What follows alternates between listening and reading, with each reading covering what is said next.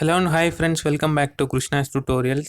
TS and AP LAWCET students ఎగ్జామ్కి సన్నద్ధం అవుతున్న నేపథ్యంలో కొంతమంది కొన్ని క్వశ్చన్స్ అయితే కామెంట్లో అడగడం జరిగింది. సో వాటిలో ఫ్రీక్వెంట్గా నేను చూసిన క్వశ్చన్స్ని పికప్ చేసి ఈ వీడియోలో ఆన్సర్ చేసే ప్రయత్నం చేస్తున్నాను. So let us get started and look in to the topic. Question number 1, what is the language of the LAWCET paper? TS LAWCET అయినా ఏపీ లాసెట్ అయినా క్వశ్చన్ పేపర్ ఎన్ని లాంగ్వేజెస్లో ఉంటుంది అనేది మనము ఫస్ట్ అర్థం చేసుకోవాలి. సో మొత్తం 3 లాంగ్వేజెస్లో ఉంటుంది. సో ఒకటి తెలుగు, ఇంకోటి English, third one Urdu. So 3 లాంగ్వేజెస్లో క్వశ్చన్ పేపర్ ఉండదు. సో మీరు అప్లై చేసుకునేటప్పుడే మీకు కన్వీనియంట్గా ఉన్న లాంగ్వేజ్, తెలుగు అయితే తెలుగు, ఇంగ్లీష్ అయితే ఇంగ్లీషు, ఉర్దూ అయితే ఉర్దూ సెలెక్ట్ చేసుకోవాలి. సో క్వశ్చన్ నెంబర్ 2లో దీనికి మీకు మరింత క్లారిటీ అయితే వస్తుంది. So does the question paper be in Telugu? So తెలుగులో కూడా క్వశ్చన్ పేపర్ ఉంటుందా? ఏపీ లాసెట్ అయినా టీఎస్ లాసెట్ అయినా ఉంటుందా అంటే ఎస్ కోర్స్ ఉంటుందండి. సో మీరు లాంగ్వేజ్ సెలెక్ట్ చేసుకునేటప్పుడు, అప్లై చేసుకునేటప్పుడు సెలెక్ట్ ద లాంగ్వేజ్ అని అడుగుతుంది. సో అక్కడ తెలుగు, ఇంగ్లీష్, ఉర్దూ అని 3 ఆప్షన్స్ ఉంటాయి.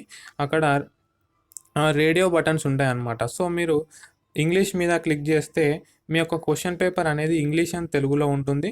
సో మీరు తెలుగు మీద క్లిక్ చేసినా కూడా మీ యొక్క క్వశ్చన్ పేపరు తెలుగు అండ్ ఇంగ్లీష్లో ఉంటుంది.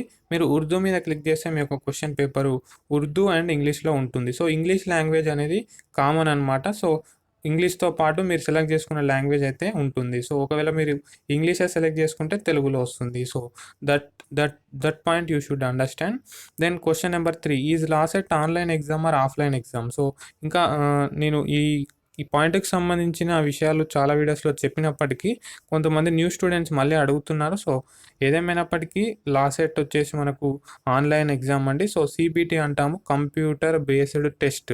CBT computer based test. So మనకు ఒక కంప్యూటర్ ఇస్తారు, మనం కంప్యూటర్లోనే ఎగ్జామ్ రాయాల్సి ఉంటుంది. సో అక్కడ టైమర్ ఆన్ అవుతుంది. సో 120 మినిట్స్ కాగానే టైమర్ ఆటోమేటిక్గా ఆఫ్ అయిపోతుంది, సబ్మిట్ అయిపోతుంది.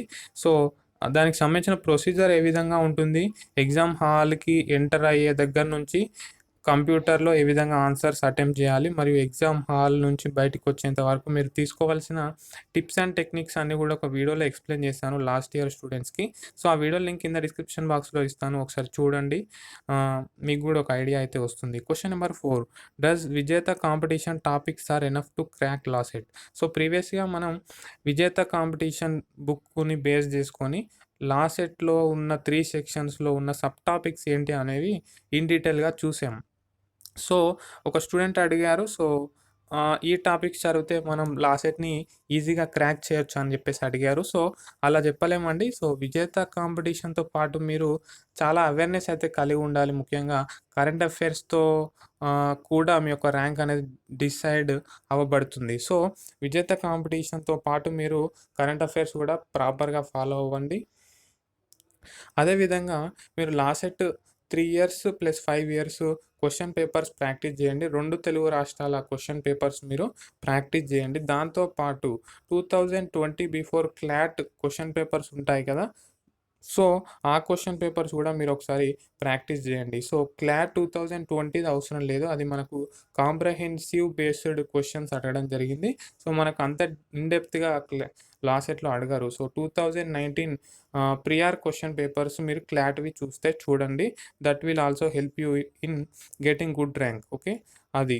నెక్స్ట్ మీరు ఇంకేమైనా ఇండియన్ పాలిటీకి సంబంధించిన బుక్స్ ఏమైనా ఉంటే హైటెక్ విజయ రహస్య కావచ్చు, నెక్స్ట్ విజేత కాంపిటీషన్సే కావచ్చు, డిఫరెంట్ అకాడమీస్ మనకు ఇండియన్ పాలిటీకి సంబంధించి బుక్స్ పబ్లిష్ చేస్తుంటాయి. సో మీరు అటువంటి బుక్స్ ఏమైనా ఉంటే వాటిని కూడా రిఫర్ చేయండి.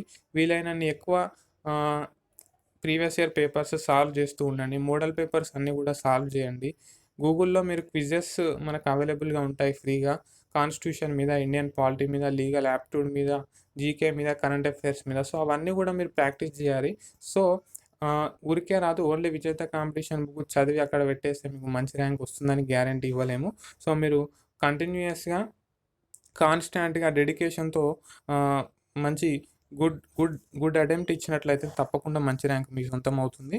Question number 5, I have completed degree in 2014. There is a gap. Shall I apply now?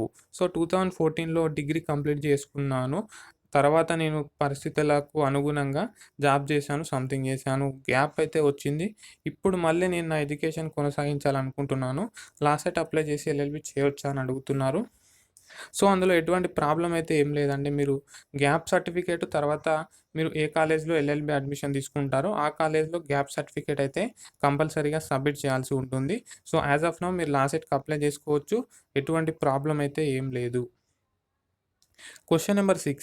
I wrote LAWCET in 2014 and scored 596 rank. Is there chance for admission now? So 2014లో LAWCET రాశాను. నాకు 596 rank వచ్చింది. నేను ఆ ర్యాంక్‌తో 2021లో admission తీసుకోవచ్చా అని అడుగుతున్నారు. Not at all possible అండి. సాధ్యం కాదు. సో ఏ ఇయర్‌కి ఆ ఇయర్ ఎంట్రన్స్ టెస్ట్ కండక్ట్ చేస్తారు. సో మీరు మళ్ళీ 2021 లాసెట్ అయితే అప్లై చేసుకోవాలి. అప్లై చేసుకొని మంచి ర్యాంక్ సంపాదించి మళ్ళీ మీరు అడ్మిషన్ అయితే తీసుకోవాలి. Okay. Question number 7. And present ఎవరైతే 2021లో లాసెట్ రాస్తున్నారో అది కూడా 2021 అకాడమిక్ ఇయర్‌కి మాత్రమే కన్సిడర్ చేయబడుతుంది. నేను నెక్స్ట్ ఇయర్ అడ్మిషన్ తీసుకుంటానంటే కుదరదు. ఓకే. మళ్ళీ నెక్స్ట్ ఇయర్ రాయాల్సి ఉంటుంది exam. So that is how it goes. Question number 7. I am married. I have no ration card. Am I eligible to join LLB through convener quota? So ఇక్కడ బేసికల్‌గా క్వెషన్‌లో మనం అర్థం చేసుకోవచ్చు. Marriage అయ్యింది plus ration card లేదు అంటున్నారు. So మ్యారేజ్‌తో మనకు సంబంధం లేదు ఎడ్యుకేషన్‌కి. సో మీరు మ్యారేజ్ అయినా కాకపోయినా అప్లై చేసుకోవచ్చు. మీకు మ్యారేజ్ అయింది. So still you can apply. మీరు మేనేజ్ చేసుకోవచ్చు. ఇల్లు అండ్ ఎడ్యుకేషన్ అనుకుంటే మీరు అప్లై చేసుకోవచ్చు. ఎల్ఎల్బి చేయొచ్చు. ప్రాబ్లమ్ ఏం లేదు. And so many people married people కూడా మనకు ఎల్ఎల్బి చేస్తుంటారు. ముఖ్యంగా మనం ఎంట్రన్స్ టెస్ట్ రాయడానికి ఎప్పుడైతే సెంటర్‌కి వెళ్తామో అక్కడ మనకు అంతా కూడా old age people and aged people కనిపిస్తుంటారు. సో అంటే ఎల్ఎల్బి చేయడానికి ఏజ్ లిమిట్ లేదు కాబట్టి సో ఎవరైనా 100 ఇయర్స్ ఉన్నా కూడా అప్లై చేసుకోవచ్చు. సో రేషన్ కార్డ్ లేదని అంటున్నారు. సో రేషన్ కార్డ్ గురించి ప్రస్తావించినారు కాబట్టి సో మీకు రేషన్ కార్డ్ లేదంటే మీరు హయ్యర్ ఇన్‌కమ్ పీపుల్ అయి ఉండాలి. లేదా మీ ఇంట్లో గవర్నమెంట్ జాబ్ అయినా ఉండుండాలి. సో మీకు రేషన్ కార్డ్ ఉన్నా లేకపోయినా మీరు కన్వీనర్ కోటా ద్వారా జాయిన్ అవ్వచ్చు. ఓకేనా. కన్వీనర్ కోటా ద్వారా జాయిన్ అవ్వగలనా అని అడిగారు. సో ఎవరైతే లాసెట్ రాసి లాసెట్‌లో మంచి ర్యాంక్ సంపాదించి కౌన్సిలింగ్‌లో పార్టిసిపేట్ చేసి అడ్మిషన్ పొందుతారో వారందరూ కూడా కన్వీనర్ కోటా కింద అడ్మిషన్ పొందినట్టు లెక్క అనమాట. సో ఎవరైతే లాసెట్ రాయకుండా డైరెక్ట్‌గా మేనేజ్మెంట్ కోటా ద్వారా అడ్మిషన్ తీసుకుంటారో వారిని మేనేజ్మెంట్ కోటా కింద కన్సిడర్ చేయొచ్చు. సో మీ మ్యారేజ్‌తో సంబంధం లేకుండా, రేషన్ కార్డ్‌తో సంబంధం లేకుండా మీరు కన్వీనర్ కోటా కింద అడ్మిషన్ తీసుకోవచ్చు. మీరు లాసెట్‌కి అప్లై చేసుకోండి. మంచిగా ప్రిపేర్ అయ్యి మంచి ర్యాంక్ సంపాదించండి. ఎటువంటి ప్రాబ్లమ్ ఉండదు. కాకపోతే మీకు ఇన్‌కమ్ ఎక్కువ ఉంటే మాత్రం మీకు ఫీ రియంబర్స్‌మెంట్ అనేది రాదండి. ఓకేనా. ఫీ రియంబర్స్‌మెంట్ రాదు. మీరే టోటల్ ఫీ కాలేజ్‌కి పే చేయాల్సి ఉంటుంది. గవర్నమెంట్ పే చేయదు. Question number 8. Can I manage attendance in LLB? So కొందరు అడుగుతున్నారు ఎల్ఎల్బిలో జాయిన్ అయిన తర్వాత నేను జాబ్ చేసుకుంటూ ఎల్ఎల్బి చేసుకుంటానని చెప్పేసి అడుగుతున్నారు. సో అలా మేనేజ్ చేసుకోవచ్చా అని అడుగుతున్నారు. సో ఆఫ్‌కోర్స్ మనకు అలా మేనేజ్ చేసుకోవడం కూడా ఇల్లీగలే. ఎల్ఎల్బి అయినా ఏ అకాడమిక్స్ అయినా 75% అటెండెన్స్ కంపల్సరీగా ఉండాలి. ఇన్ కేస్ మనకు ఏదైనా సివియర్ హెల్త్ ప్రాబ్లమ్స్ వచ్చినప్పుడు మనకు 5-10% రిలాక్సేషన్ అయితే ఇస్తారు అటెండెన్స్‌లో. ఆ 75% అటెండెన్స్ లేకపోతే మనల్ని ఎగ్జామ్ రాయడానికి హాల్ టికెట్ ఇచ్చి పంపించడం జరగదు. కాకపోతే సో కొన్ని కాలేజెస్‌లో మనం ఎల్ఎల్బి రోజు వెళ్ళకున్నా కూడా మేనేజ్ చేసుకోవచ్చు అని వార్తలైతే వినిపిస్తున్నాయి. సో మీరు అది మీ యొక్క కేపబిలిటీ మీద డిపెండ్ అయి ఉంటుందండి.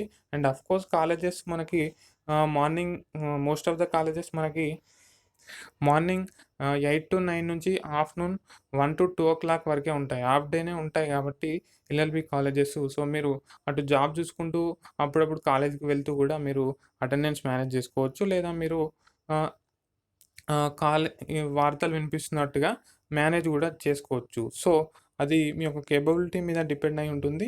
సో మీరు ఒకసారి కాలేజ్‌కి వెళ్ళి మాట్లాడుకోవాల్సిన విషయం ఇది. పబ్లిక్‌గా మాట్లాడ మాట్లాడ ఆహ్, మాట్లాడడానికి ఈ విషయం అంత లీగల్ కాదు. So that was all in this video friends. If you have any doubts let me know in the comment section. So today quote వచ్చేసి no alarm can wake you up than purpose. So మీ యొక్క ఉద్దేశము, మీ యొక్క కర్తవ్యాన్ని మించిన alarm మరొకటి లేదు అని అయితే అర్థం చేసుకోవాలి. సో రేపు మార్నింగ్ మీరు ఫ్లైట్ ఎక్కి ఢిల్లీ వెళ్ళాలి అనుకుంటే మీకు ఆటోమేటిక్గా నిద్ర లేచి కూర్చుంటారు. సో ఆ యొక్క పర్పస్ అనేది ఇంపార్టెంట్. సో మీకు ఎవ్రీ మార్నింగ్ 2 ఆప్షన్స్ ఉంటాయి డైలీ. ఒకటి go back to bed and sleep, and 2 wake up and chase your dreams. So మీరు మళ్ళీ బెడ్‌కెళ్ళి పడుకుంటారా? లేదా మీ మీ యొక్క డ్రీమ్స్‌ని చేజ్ చేస్తారా అన్నది మీ ఇష్టం. సో అందరూ మంచి పర్పస్ మీద ఉండండి. Thank you. Keep smiling. Have a nice day.